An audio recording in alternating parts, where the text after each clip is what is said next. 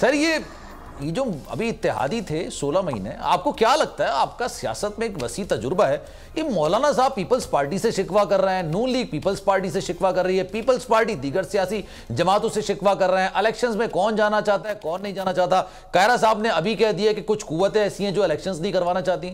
Sir ये यकायक एक डेढ़ हफ्ते के अंदर ऐसा क्या हो गया सर? बिस्मिल्लाहिर्रहमानिर्रहीम।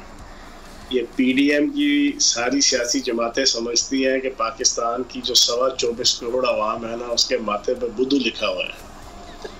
वो सारी ये समझते हैं कि शायद पाकिस्तान की आवाम आजकल रोटी जो है ना वो मुंह की तरफ से नहीं खा रही है ना।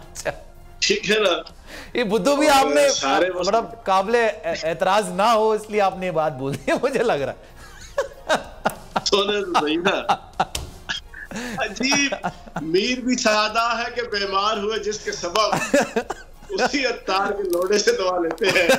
तो 1.5 सालों में वो पीटीआई की हुकूमत ने सत्यानाश फेरा था। सही है। 76% कर्जे लेकर पाकिस्तान में आज तक जितने कर्जे लिए गए उसका 76% बदकिस्मती से मैं शर्मिंदगी के साथ कहूंगा कि जिस हुकूमत में मैं था उस हुकूमत के प्राइम मिनिस्टर ने, उस हुकूमत ने 76% कर्जे पाकिस्तान को 3.5 सालों में लिए। बिल्कुल।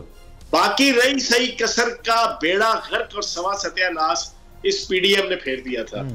और अब जनाब ये कहते हैं कि जनरल आसिम मनीर साहब अपने हदूदरबे में रहे, अपने जनाब डोमेन में रहे, अपनी रेंज में रहे, हर अदारा अपनी एक स्पेसिफिक फील्ड के अंदर और दायरा कार के अंदर उसका जनाब ठीक लगता है। और खुदा का खौफ तुम्हारे हाथों की लगाई हुई जनरल आसिम मनीर और चीफ द आर्मी स्टाफ अपने जनाब दांतों से खोलने लगा हुआ है और आप कहते हो कि जनाब वो अपने दायरा कार में रहे। तो मैं ये समझता हूँ कि ये सारे अवाम को बेवकूफ और बुद्धू बनाने लगे हुए हैं और हर चीज का बंदोबस्त खुद करके गए हैं। आप बताए ना, इलेक्शन एक्ट 2017 के अंदर वो अमेंडमेंट के जिसके तहत निगरान हुकूमत एम्पावर्ड हुई, किसने किया? इनसे पूछे ना, इनसे पूछे। ये जितना कुछ भी जनाब IMF के साथ तुमने माहिदा किया, शहबाज शरीफ और इसहाक डार नंबर 1 उसके जिम्मेदार है, नंबर 1।